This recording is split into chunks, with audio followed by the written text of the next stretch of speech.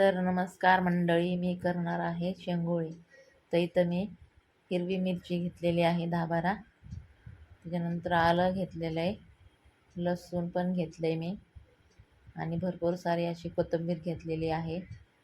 आणि हे जिरे घेतलेले आहेत 2 चमचे छोटे. आता मी इकडं नाचणीचं पीठ घेतलं आहे 1 वाटी. आता हे छान असं चाळून घेणार आहे. आणि ह्याच्यामध्येच मी 1 वाटी ज्वारीचं पीठ पण घेणार आहे. आता हे ज्वारीचं पीठ पण चाळून घेतलं आहे मी छान. गव्हाचं पीठ मी दोन वाट्या घेतलेलं आहे, आणि त्याच्यामध्ये अर्धी वाटी बेसन पीठ टाकलेलं आहे. आता मी इकडं हिरवी मिरची,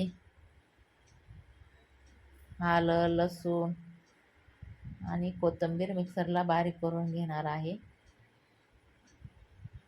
त्याच्यामध्ये जिरे पण टाकले आहेत मी. आता याची बारीक अशी पेस्ट करून घेणार आहे मी. आता ह्याची मी बारीक अशी पेस्ट करून घेतली आहे. आता ही हिरव्या मिरचीची जी पेस्ट आहे तर ह्या पिठामध्ये मी टाकून घेते.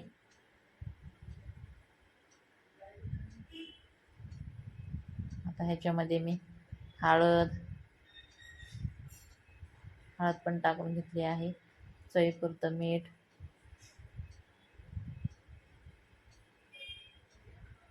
आणि हे पीठ आता छान असं मळून घेणार आहे.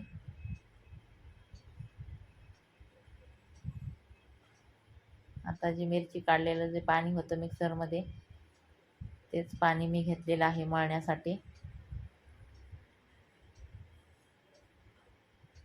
आता ह्याच्यामध्ये आपण कोथिंबीर टाकूया चिरलेली, आणि छान असं मळून घेऊया.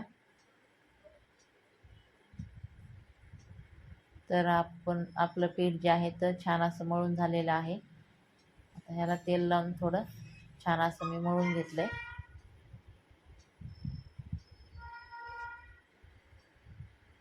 आता मी एक छोटासा गोळा काढून घेतला ह्या पिठाचा, आणि छान असं रोल करून घेणार आहे शेंगोळे करण्यासाठी.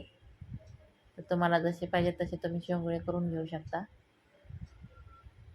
तर मी असा आकार दिलेला आहे शेंगोळ्यांना. तर हे बघा, असे केले आहेत मी शेंगोळे सगळे.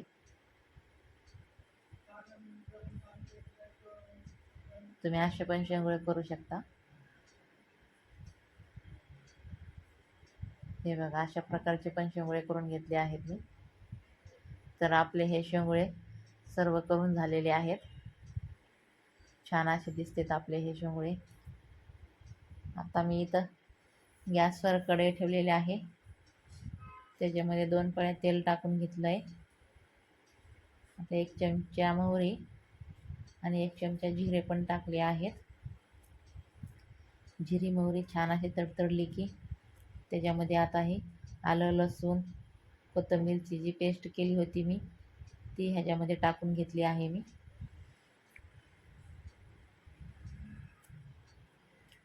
आता ह्याच्यामध्ये आपण 1 चमचा हळद टाकूया.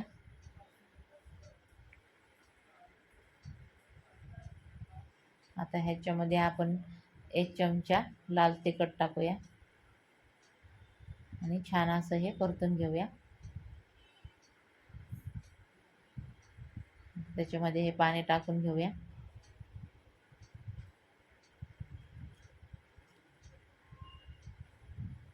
जेवढं पाणी पाहिजे तेवढं मी टाकून घेतलं आहे. त्याच्यानंतर थोडं ह्याच्यात चवीपुरतं मीठ पण टाकलं आहे मी, आणि ताट झाकून ठेवलं आहे 2 ते 3 मिनटासाठी. तर छान अशी ह्याला उकळी आलेली आहे. ह्याच्यामध्ये मी आमचूर पावडर टाकून घेतलेली आहे, आणि दाल तडका मसाला जो असतो ना तो पण टाकून घेतला आहे. म्हणजे ह्याला जे शेंगोळे जे आहेत ना आपले, छान अशी चवीला लागतील. आता मी हे शेंगोळे जे केलेले आहेत ते ह्याच्यामध्ये मी सोडून घेते. सगळे शेंगोळे ह्याच्यामध्ये सोडून घेते. सगळे शेंगोळे मी ह्याच्यामध्ये टाकून घेतलेले आहेत. आता हे जे शेंगोळे मी टाकलेले आहेत त्यांना थोडं मोकळं करते मी.